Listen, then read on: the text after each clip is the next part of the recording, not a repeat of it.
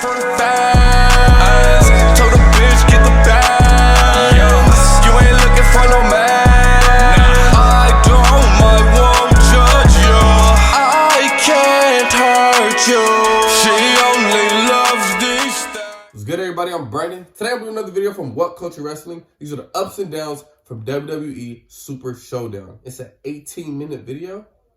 You already know. Let's just hop on into it. If I have anything to say, I'm just going to speak over Simon. I'm not going to pause it because this video will turn to fucking 25 minutes. You feel me? Shout out my nigga Simon. Y'all know I fuck with Simon heavy.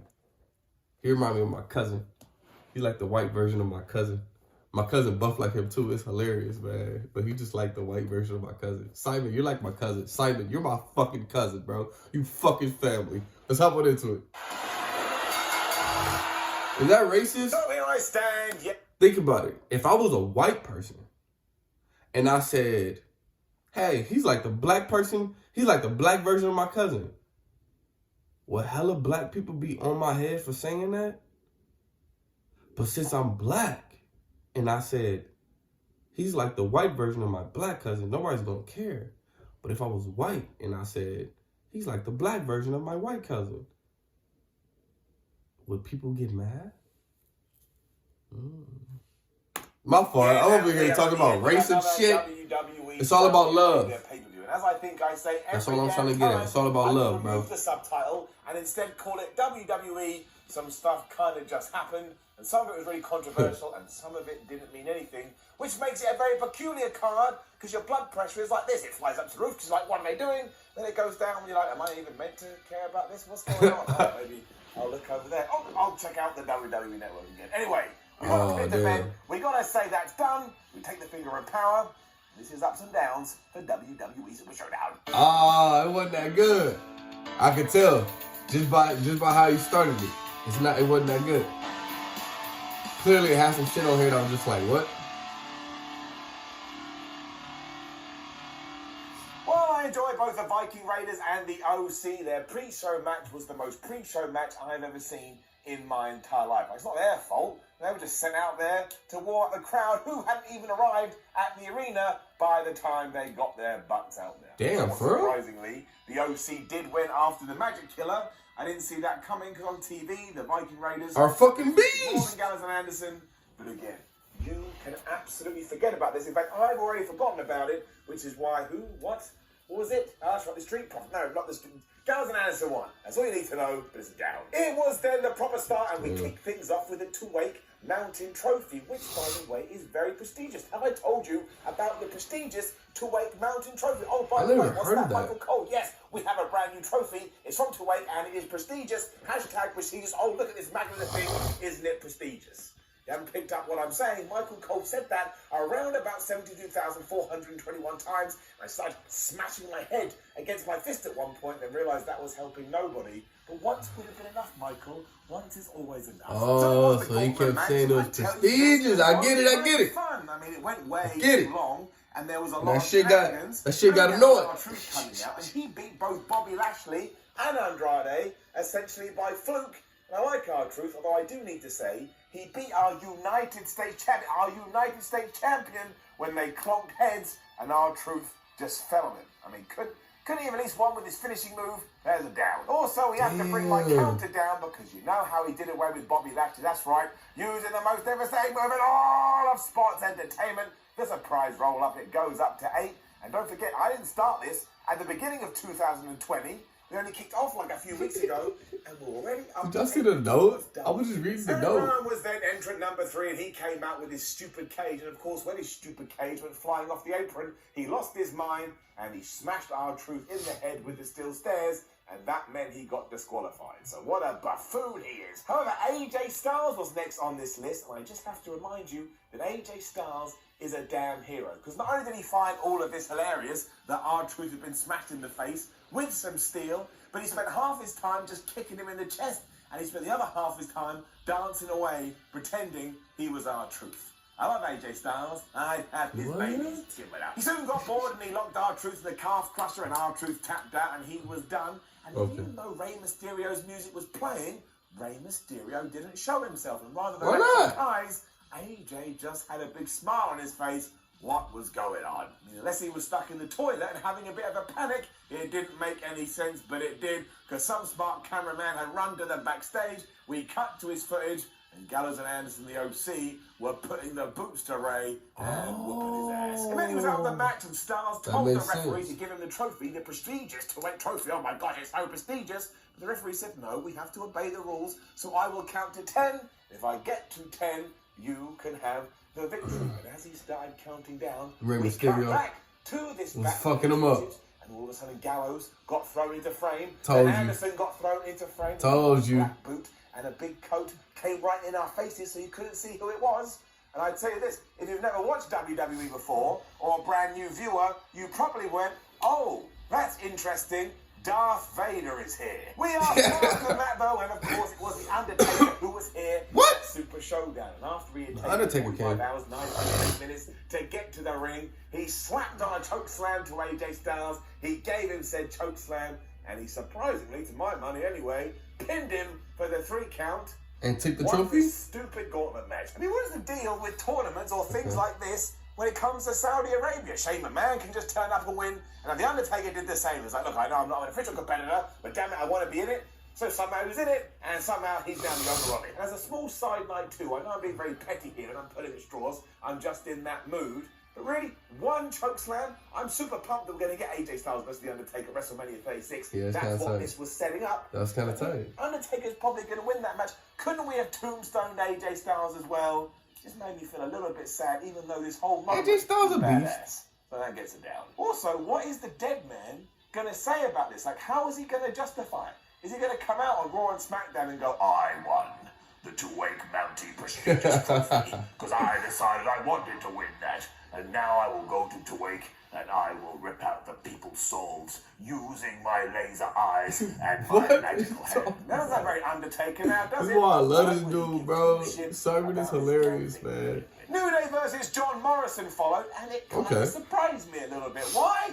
Well, I actually got into it a little bit. It can have it up. It helped that the fans loved both teams. They were actually making some noise in this match, which was not true throughout the rest of the night, but we will get there. John and Morrison after and a Miz, really good near fall on Big E, after the Miz had hit him with a skull-crushing finale, I realised, oh, we may have started slow, but now I feel like I'm on the wagon of fun. We'd also seen Kofi hit a crazy trust fall moments before this, and then he dived over the ring, and the Miz just stepped away. I mean, if the Miz was meant to catch him, Miz, you let the ball drop hugely. Kofi literally jumped over the top rope and landed on the floor. I'm surprised he still has a back. I'm even going to get past the end of the most devastating in all of sports entertainment, the surprise roll-up, because before the Miz did hit that on Kofi Kingston, he got blasted in the stomach with a chair, courtesy of John Morrison. The referee didn't see it. That allowed Miz to perform this most devastating of all the moves, and he held the tights.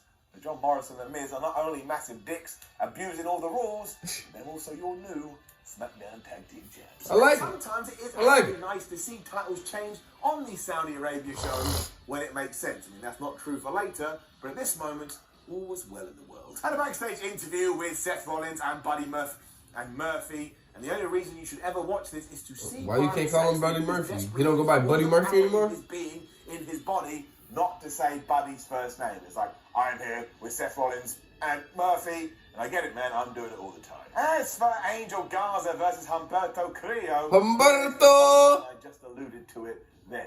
The fans couldn't have cared less. I mean, they made literally no noise, and they were just looking around the stadium going, look, there's a bird up there, there's some cool lights. What? Put a lot of money. Humberto! It was also not as good as the bout they had on Raw. It all came together, it has to get it down. And that is doubly so because how did Garza win with the most devastating move? Don't say surprise roll up. Entertainment, the surprise roll up. Pull my counter back. That is 9. This is getting out of control. Why is there so many surprise roll ups? I love everything. Come up with new ideas. It was kind of the same for Seth Rollins and name redacted Murphy taking on the Street Profits. Like, did we just not mic the crowd, or they just knew who was coming out and like, I can't be bothered with this either? And again, it was just kind of there, which was the name of this damn pay-per-view. Let's get it down. The other issue was it couldn't have been more this shit was trash, huh? At one point, the Street Profits busted out double DDTs, And yet, when Seth Rollins snuck up on Dawkins and gave him the curb stop on the apron, which the referee didn't see because he was attended to name redacted Murphy and got the kick, the commentators are like, oh, that dastardly Seth Rollins using these double team maneuvers behind the referee's back. Everybody was using double team maneuvers, not only behind the referee's back, but in front of his face. Bless He didn't care for 95% Damn. of the time. If you didn't So say if bless had you, seen this, fuck why would you, bro. get hit? No, I'm At one kidding. point, He's still my Austin nigga. Ford dived out the ring, and Murphy and Rollins caught him and hurled him into the barricade. If you're going to DQ anyone, you could have done it for that. It was just smart tag team wrestling. And unfortunately, I think all my biggest fears have now come true, and the Street Profits are already put into this match because WWE needed a team. They looked around and they saw Montez Ford and Dawkins like that. They'll do. I do need to shout out Montez Ford's frog splash, though. Holy tamale. That man jumped so high. He does jump high. It was damn beautiful. That shit Mansoor is then fire. tried to kill Dolph Ziggler with a moonsault. My word. And that is all I took from this, and that, of course, was the finish. But Mansoor hit his moonsault, but his knees went crushing into Dolph Ziggler's ribs. And he hasn't broken said ribs. It just means that Dolph was born without any ribs. He's probably backstage now going... That aside, I don't actually mind when WWE does this. He's the only guy on the entire roster that's allowed to win in his hometown. And there is just something likeable about Mansoor. And of course, Saudi Arabia loves him because he is from Saudi Arabia. I don't know. It's harmless. You never know. Okay. As you can probably tell, though, once again, this didn't really light up your life. I mean, halfway through, I started to Google how many ways can you cook eggs? Because I was just intrigued. As it turns out, there's quite a lot. And I also realized, hey, we've always been saying... I Google a lot of we different need another stuff, too. Undertaker streak, but we're never going to get another Undertaker streak because it takes so long and it takes so much time. And we're much more of a, oh, we got to do this stuff now culture. The man saw on Saudi Arabia show that he's now 4-0, and WWE signed up for a 10-year deal with the country. So when all is said and done, He'll be 10-0. we'll have our new streak, and it will be with Mansoor. At this point, too, I saw a sign in the crowd that said, Simon, give this enough. Flub me, you guys are just the best. I love you I guys. see As I said it. time and time again, and I will say once more now, if you ask for it, you will receive that person, you get it up. And That's dope. Lesnar versus Ricochet. And after quite a long and quite cool video package of Ricochet really getting us pumped up, saying that he is going to do the unthinkable, I was ready. I was more ready because Paul Heyman came out with Brock Lesnar, and Paul Heyman did his shit going, it's Brock Lesnar, it's Brock Lesnar, it's Brock Lesnar. And all this took a damn long time, and it actually took longer than the match itself. You What? thought that Ricochet was going to get any offense in. He didn't even breathe on Brock Lesnar. Brock Lesnar whooped his ass, he German suplexed him, and he F5'd his face into the mat and pinned him 1, 2, 3. I mean, genuinely, it probably went 20 seconds. And if you took that video package and the Paul Heyman thing, that probably lasted about 6 minutes. Stands to reason. This was pointless, and I know why we did it, because we're trying to make Brock Lesnar out to be a monster. And so when Drew Brock Lesnar is a like, oh, how did he do it? monster. This is a waste of my life. On my deathbed, I'd be like, why did I watch that stupid match? Punches it down. Brown down. Here's the thing, too. Next up is Baron Corbin and Roman Reigns in a steel cage. And as I've said time and time again, but I will say once more, it was just fine. I know it's boring. I know it's something I keep going back to, but it was just fine. I mean, it was kind of funny because Baron Corbin only had this whole thing set up because he really wanted to beat up Roman Reigns. And within 30 seconds, he was trying to escape the cage. And Roman Reigns was also funny because he came out with a chain around his neck like he'd just been doing some dips. There really isn't a lot to say. I mean, Roman Reigns beat him up. Baron Corbin tried to escape, so Roman Reigns beat him up. And Baron Corbin tried to escape. It was like the worst game of hide and seek you've ever seen in your life. It did work hard. Eventually it ended when Roman Reigns got the chain and super punched the king right in the face. Again. Why is he still I'm not King insulted. Kurt? We don't care that you won, bro. God damn, he milking that shit. It's a whimper. This has to be the end of hilarious. this damn program, especially because right now in the world of kayfabe, Corbin has lost so much that any heel he did have is flushing its way down the toilet. Exactly. We ain't worried about it no more. That's what I just said. Draw a line under it. For the love of everything. That's He crazy. sucks. He just sucks. He's the king. He's the king of my ass. Whatever that means. Nobody was out there. No. I wonder what the lyrics of that entrance theme are.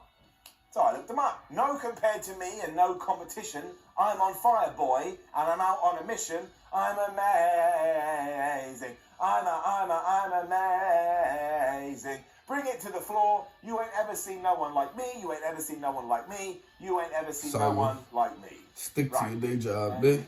No, okay. She was going against Bayley, and Michael Cole kept telling us that the SmackDown Women's Champion has done everything in her career but beat said Naomi. Really? Has she beaten Brock Lesnar? No, I don't think she has. Has she pedigreed Triple H out of his shoes? No, I don't think she Out of has. his Has she shoes? smashed up Ric Flair? No, I don't think she has. So stop lying to me, Michael Cole. Dirty damn lies. There was also the most ridiculous cut ever, where for literally about 3.2 milliseconds, we did just see some guy stood in the crowd looking really bored, and he had AirPods in, so what he was listening to, I don't know. I don't even know why I'm telling you this. I just saw it, and I laughed so much, I was like, I'm putting it in ups and downs. What is the directing crew doing sometimes? And once again, yes, it was kind of just there, but I will say this. I really like heel Bayley, and I think Naomi is so athletic. Naomi is a fucking beast. Her WWE career.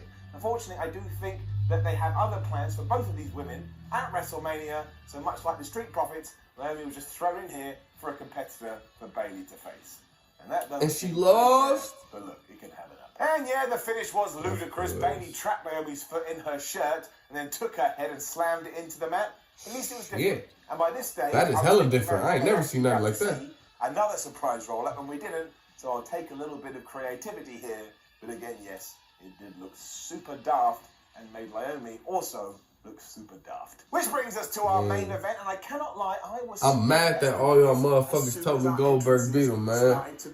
Why the fuck would you tell me that? We're seeing The Fiend versus Goldberg. I didn't even know I wanted this match, and I still don't know if I want it, but I am gonna get it. Bill didn't even blink when Bray Wyatt was doing all his entrance stuff, like it's the kind of noises I think that Bray Wyatt makes. And when they were staring at each other from across the ring, I was like, oh yeah, I think I'm ready. It started cool too, because as Bray Wyatt was taking off his coat, Goldberg just speared him out of nowhere. Oh, shit. And that just annoyed Wyatt something fierce. He kicked out one, and he stuck his fingers down Goldberg's throat. Goldberg didn't like that, so he spat him out. But then Goldberg just kept busting out spears, and you got a little bit of the heebie-jeebies, because you're like, oh my gosh, I think we're about to see a Survivor Series 2016 situation What when happens? it came to Brock Lesnar, and it worked there, but I'm not 100% sure that's the thing we should be doing now. But Wyatt sold all of these, like Seth Rollins' hammer, you know, he couldn't have given two hoots, and Bill was quite perturbed, to the point it was as if somebody had come and stolen his goatee. However, when Bill went for another mandible claw and failed, Bill Goldberg hit the second worst jackhammer of all time on him, the first, of course, being on The Undertaker last year. I don't hold that against Bill Goldberg. He's an old man and Bray Wyatt's a big boy. I'm just letting you know. However, when they landed and Bill Goldberg covered him, he actually got the 3 count and is your new Universal Champion. I mean, what the fuck? I mean, I get it. And it was smart to keep a Bill Goldberg match to 4 minutes, 5 minutes. That's what we've learned. But we took the Bray Wyatt character, all this investment, all this time. I'm about to finish. All this work, I fucking love Bray Wyatt. Everything. Bray Wyatt my favorite right now. What the fuck? Down the toilet. People's characters went down the bowl of a loo than the craps I've done in the last 24 hours. Is he about to get? He better beat him I will say this does seem at WrestleMania. You got to beat him and get the dub back. For the Universal Championship at WrestleMania 36, and also John Cena versus Bray Wyatt. I'm actually okay with those as a fan who will enjoy WrestleMania, but the path that we chose to get there, it just baffles the mind. Wait, the Fiend is fighting. I don't even know. And I love Goldberg, and I still do. I don't even mind that he's a champion again. But again, I do mind how we got there. Because Bray Wyatt, he's dead. He's dead. He's over. Original Bray Wyatt, he got killed. The Fiend, he got killed. They'll probably come back in the third, guys. There'll be an old woman known as Nana Wyatt, and we'll kill her too. And that'll be really sad. Wait, Nana Wyatt. what do you mean the Fiend got killed? No, it didn't. Bro, I'm mad. Listen, Goldberg's a motherfucking, one of the fucking OGs, bro. Yes, he a fucking OG. We know you one of the legends. But nah, they should have let the Fiend beat him.